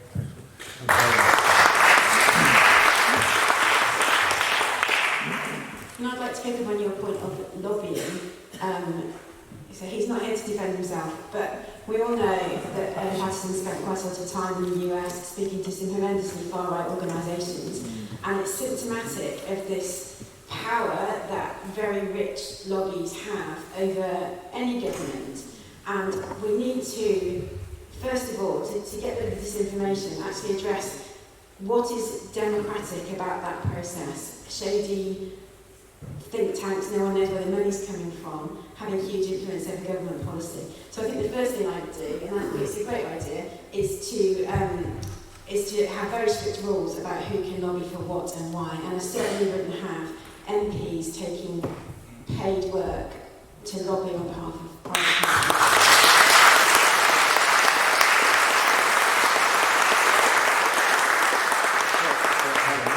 So if you're elected, you won't take any other work outside of your Absolutely not, no. To my fellow candidates, I think they've all said that as well.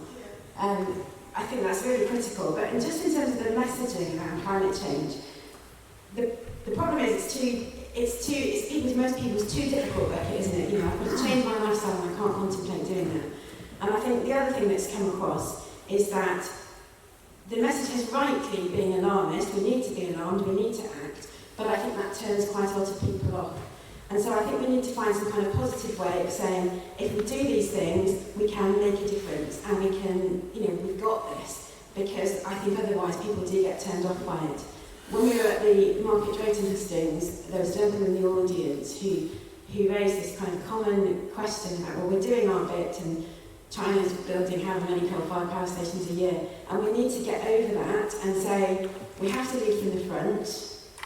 You know, it's diminishing, but still have a global reputation. We need to take the bull by the horns, lead from the front, but make people feel like they can really do this. If they vote for change, if they behave differently, and if they, you know, commit to it, then it can happen. Because I think just telling people how bad it is actually, it's not lies, but it's putting people off, and I think we need to be more positive.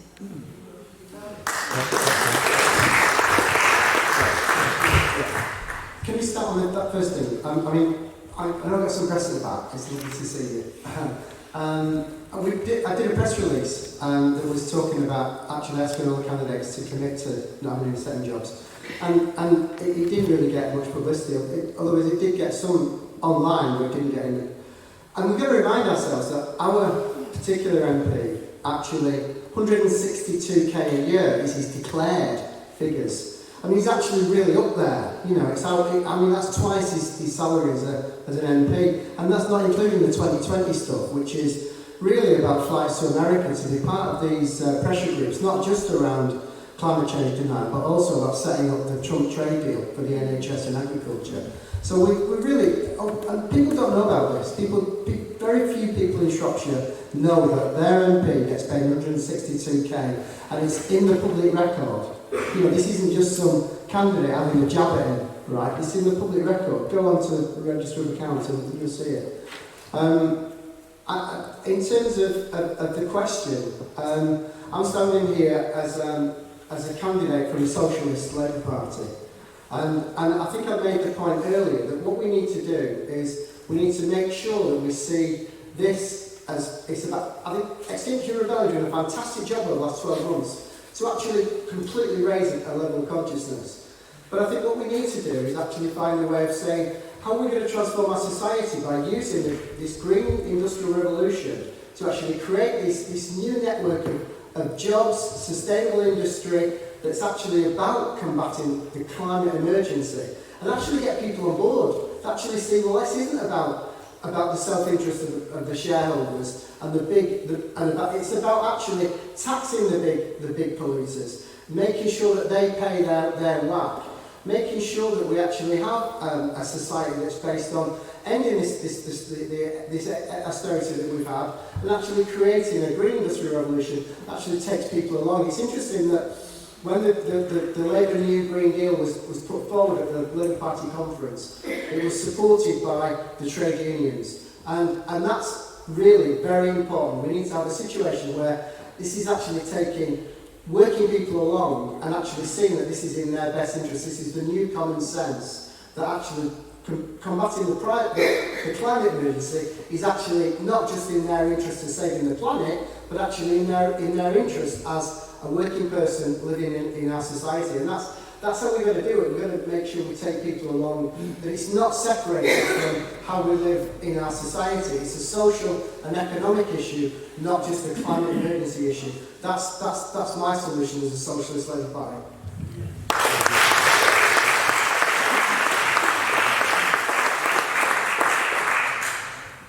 If you wanted a slogan, I think system change, not climate change, is a pretty good one.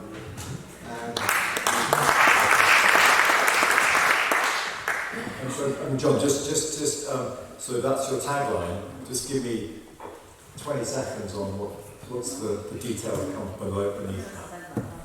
Sorry, what's the... You have that sort of tagline, system change. So what then happens beneath that, you explain the sentence. But we need to change the narrative, don't we? As we said before, we've had this narrative for 40 years, which has taken us in a particular direction. And it's just totally inappropriate for taking us forward from where we are now. So we have to completely change that story. How do people sort of think that there is some kind of a hopeful future in front of them? And I think the policies that, I won't say this with now, but the policies the Green Party is putting forward provide that kind of hopeful future for young people particularly, because it's their world and it's being stolen from them at the moment. So radically need to change that picture completely. But yeah, we wouldn't be where we are, would we, if we hadn't been lied to by lots of people over a long period of time. We wouldn't be where we are now if the government had been brave enough to challenge those powerful and wealthy interests that are determined to continue doing what's been going on for the last 30 years.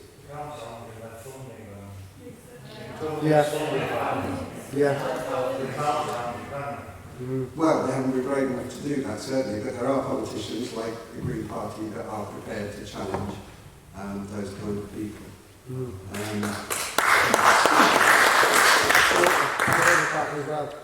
Oh yeah, give you credit. I think they're getting there. The Labour Party's not a chocolate these big corporations and where the Tories are. They're affronts. Let's not get into... We don't need to call it Marxism to say that our society is organised for the benefit of the super rich. That's not a Marxist comment, that's actually the facts. And that's the way that our media represents what our interests are. The media tells us what the current tagline is that it wants us to hear. Well, that's actually what the super rich want us to hear, because they want to manipulate us to think that that's the best way that we run it. We're in an election this time where people are not putting posters in the window because they're frightened of getting a brick through. That's not normal. That is not a normal society. That's not a normal election. And I've never been in an election where that's been the case. Can you tell me where you see any posters? People are not putting posters in the window. Sorry, I am as well, yeah. Sorry, I am Spartacus. Well, it's not many. There's a lot of people who won't have a poster in their window for exactly what Graeme says. I have had numerous people say to me, they will vote Labour or they will vote Green. I said, will you have a poster in your window? No, in case somebody has a brick through it. That is true. What do you say is true? Okay, I'm going to... Time is now...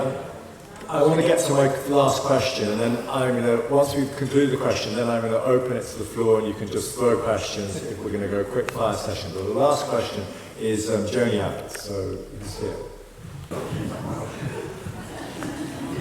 My question is about housing and why aren't all new buildings, especially housing, built with solar panels, heating that is provided as an alternative to oil or gas, hyper-insulated? Why isn't this in law that this happens with every new building?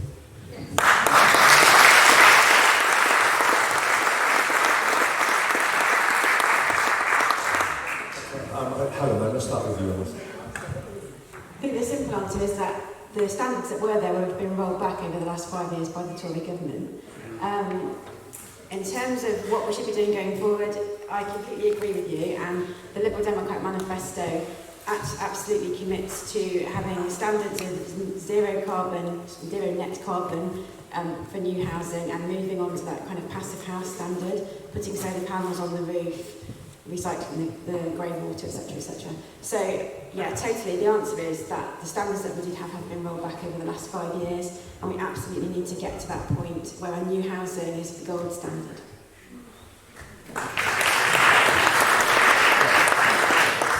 Yeah, the Lib Party's put in a commitment to retrofit houses by 2030, and that'll be subsidies to people in social housing and people on low incomes, and interest-free loans to other people and to everybody else. So we're in a situation where housing is going to be central to actually making sure that we also, as part of the 320,000 in the first term, climate apprenticeships is going to be focused on such activity as making houses, making houses warm. What we've got is a policy that actually, it's yet another principle linking to what I was saying about austerity. It's actually about making people's houses sustainable, making sure those houses meet the standards, and actually so bringing standards up and making sure that people have decent living standards, but also actually in the context of helping the planet as well. So that this is the principle we need. Actually convincing people that actually it's in their interest to actually have the way that we have. The standards need to be applied to all houses. So the Labour Party policy is all houses will be retrofitted by 2030, and that's a massive task. And I think that will add significantly to people's well-being as well as solving aspects of the climate emergency. So, Graeme, do you have any idea how much housing, heating and housing contributes to climate, global, greenhouse gas emissions? Do you have any idea? I think it's about 26%. 26%. Is it 26%? Okay. And 26% and going nowhere. Is it sort of flatlining? 26%. It's kind of really hard chunk. Sorry, it's really hard chunk to get at because most houses have gas-fired boilers in them. So it's a high number with very low levels of insulation across Shropshire in particular, but across the country as a whole. And it's a critical chunk of carbon dioxide emission to get at, because you've got to change every single house. Yeah, I mean it's important that we make the connection with fuel poverty. I mean, I think I'm just reminding myself that I think 10,000 people die every year from houses that are not heated properly, and we've got a situation of this 3.5 million people live in fuel poverty. So we've actually got a way that we actually can put these things together. So we actually eradicate fuel poverty. As part of the strategy for the new Green Deal that Labour Party are offering. Have you noticed how all the good ideas come from the Green Party?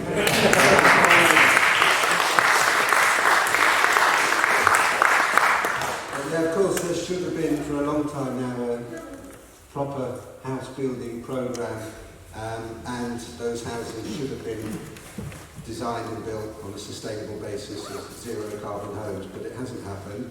Green Party policy is that it certainly would happen. We would plan on building 100,000 new zero carbon social houses per year for the next 10 years if we were elected into government. And of course all the insulation and retrofitting that needs to be done on existing buildings would be done as well, but they certainly should be.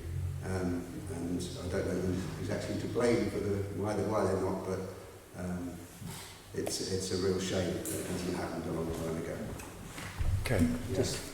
I mean, addressing the housing crisis is a different question. I mean, the Labour Party is committed to a huge level of investment to address the housing crisis. And for those who weren't at Market Drayton, it might be worth bearing in mind the manipulation that your MP gave to the shelter report, where he presented the shelter report as we need to build, how many houses was it? It was we need to build so many houses because of immigrants.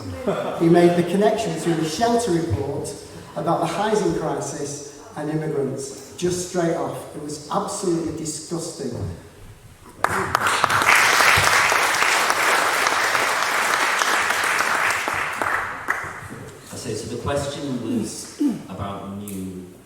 housing and whether or not, and why isn't it built to sustainable standards?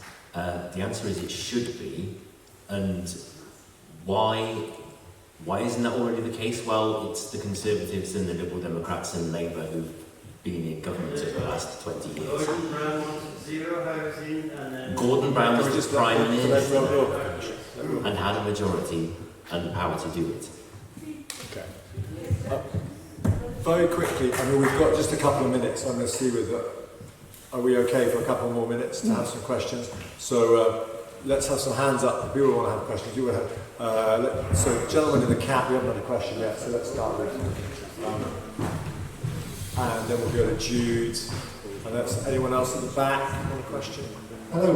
I'd like to ask the panel. I work in the geologging industry, so we survey boreholes for all sorts of reasons.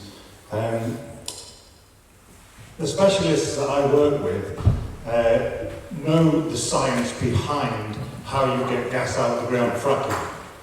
I'm confident that it is possible, but we shouldn't do it. Full stop. The gas needs to stay in the ground. So I want to know from the panel what their party will do regarding fracking if they're elected. Okay, so let's go some more questions and then we'll come to these. So there's a lady here in the front.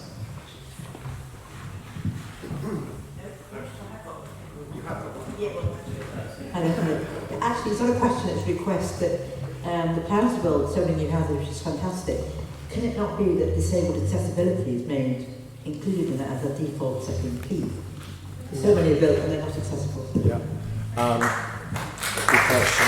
The lady here, and we'll have Jude as well.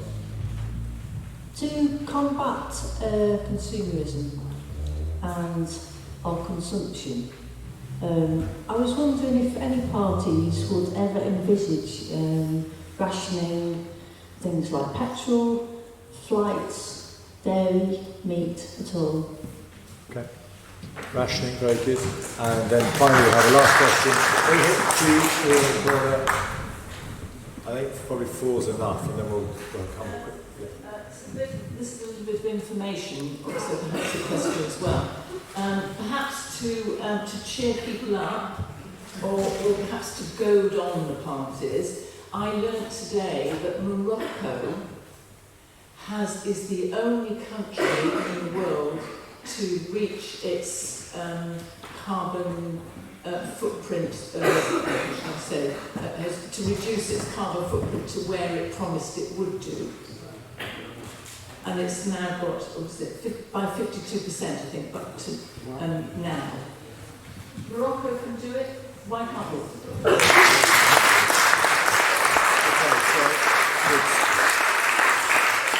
We'll start with John, so very quickly, we'll start with just fracking. I imagine this is an easy answer for you to give. The first question is fracking. Are you favour of fracking? Oh, microphone, sorry. We would ban fracking.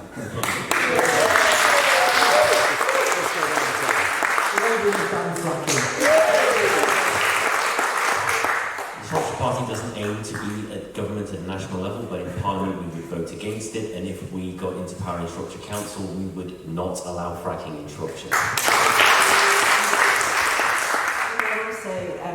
Going to ban fracking, and I also had, this is a pedant's point, but I had an email from a constituent who reminded me that the proposed fracking site in North Shropshire wasn't technically gas fracking, but some other kind of fossil fuel in this, yeah. And I would ban that as well. The second question was would you include disabled access into all house building policy, in terms of green policies, would you also include disabled access as part of the kind of law legislation? Well, that sort of preemptively, in case it might be needed at some point in the future, you mean? Well, just for access for all people, so it gives kind of... I think that's the problem with the thing, is that you buy it later, when in fact, the huge part of the population is not because so why would it still? What, into every house? Yes. Yeah. Yeah, well, I haven't heard of it as an idea before. It sounds quite interesting. It's the price for that. Well, it's not what I did, it's a way of life. It's obvious. It does seem like a good idea. Okay, very good. Graeme? Yeah, I mean, the Disability Discrimination Act was brought in by the Labour government, and accessibility to public buildings and new builds is a crucial way that people can be engaged in our society. And I think when you do build a new house, I seem to remember, you actually have to show around. Did Tories get rid of that one? Okay, well, Labour Party brought a manifesto for people with disabilities, and you can count on the Labour Party to make sure that they look after people with disabilities. That's for sure. I think it's just natural that when we design public infrastructure or private infrastructure, as in homes, it should be designed to be accessible to everybody. It shouldn't be designed in a way that excludes one section of society. And so, yeah, housing should have, to some extent, accessibility built into it. So we have direct experience of this in my family, because my mum and my nan had polio when my mum was born. They lived in London, and they managed in a first floor flat for many years with no lift, obviously, because it was in the 1940s. So my granddad carried my nan down the stairs for years and years and years before they were housed in a ground floor flat. So it's a massive issue, and okay, we don't have polio anymore, but you never know when you're going to be struck down. So yes, I think it should be a consideration. I can't tell you it's in the manifesto because it isn't, but I totally agree with you that it should be a consideration. Just on a wider point of equality, obviously the Liberal Democrat manifesto is very strong on equality for anybody who doesn't fit the kind of mainstream mould, and I would be very supportive of accessibility issues for disabled people. Good. So the next question is already here, and essentially it was about, would you impose taxation or rationing even, which taxation kind of is a form of rationing of kind. Will you impose rationing on a whole range of goods that contribute to climate change? Taxation is rationing for poor people. Yeah, right, absolutely. It's an interesting idea, isn't it, rationing? Because we think, oh my goodness, back to the war, that was a terrible time, we don't want rationing. Your question about reducing consumerism is an interesting one, and we do have one proposal to start some type of rationing, and that's to do with aviation. So aviation is considered to be one of the hardest areas to tackle in terms of climate change, and obviously people who fly long haul regularly are some of the biggest contributors. So our plan is to tax at a greater rate people who fly long haul frequently. So if you go to Spain once a year on your holiday, you wouldn't be taxed, but if you're regularly jetting off to America to meet people, you might be. So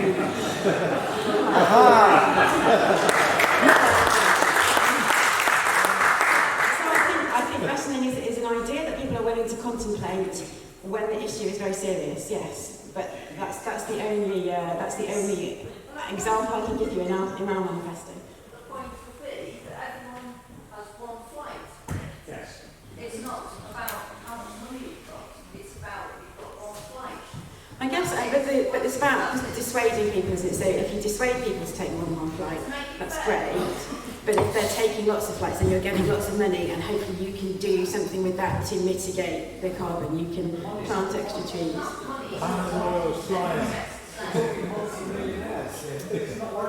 Well, yeah, I mean, you make right. I think it would dissuade lots of businesses from using excessive flights when they could use other forms of communication, for example. So it's one example that I can think of that's in the manifesto.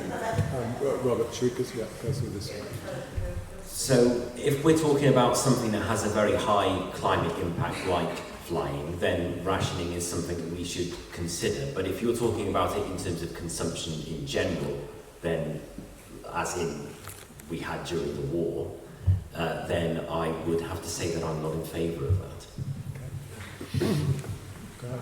Quickly. I think you're in danger of running down the foxhole here. I mean, I think if this is that how we can make this into a common sense approach rather than the idea of eco-austerity. And I think one of the two key words that I've got are incentivise or regulate. And what we've got is policies from actually all the other parties here about incentivising good practice from big business.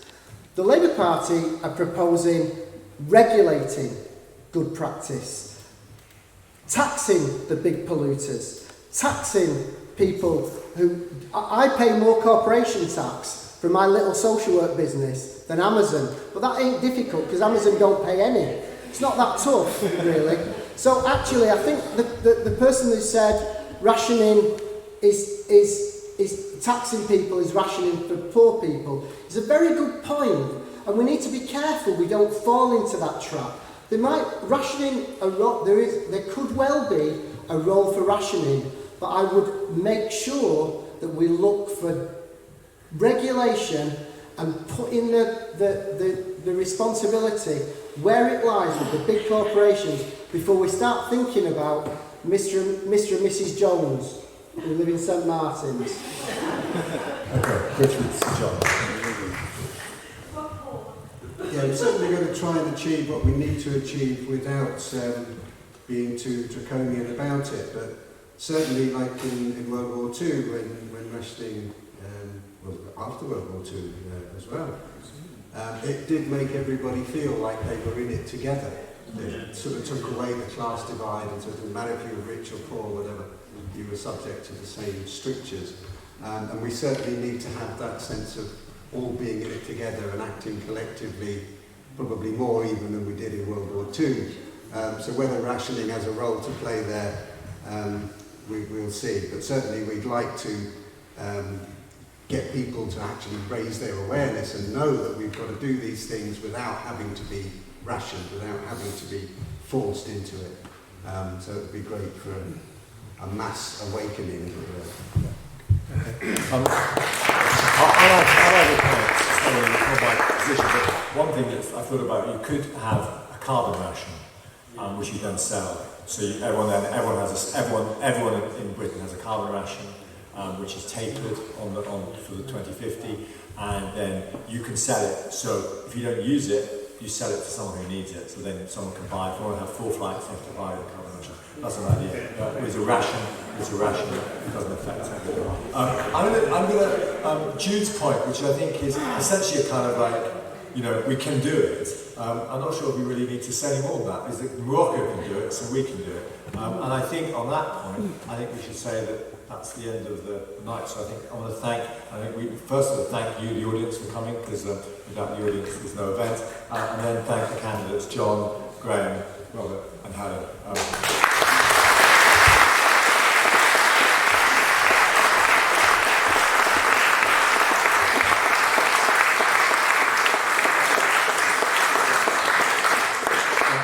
We're just going to have a quick announcement about the organisation. The last man standing with the microphone in his hand. Thank you very much, Saffron, for your chairing the meeting.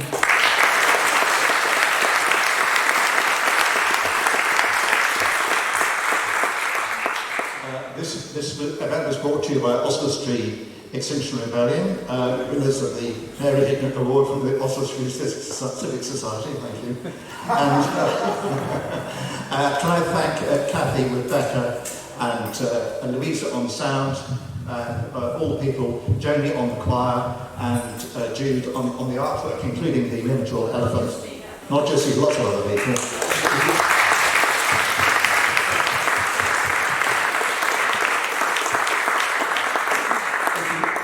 To know more about us, we meet at the Golden Lion on a Wednesday, 6:45, and the Fox Inn on a Monday at the same time, or come and talk to people here about it. There's some information here, and in the interest of political neutrality, there's no representative of the government here.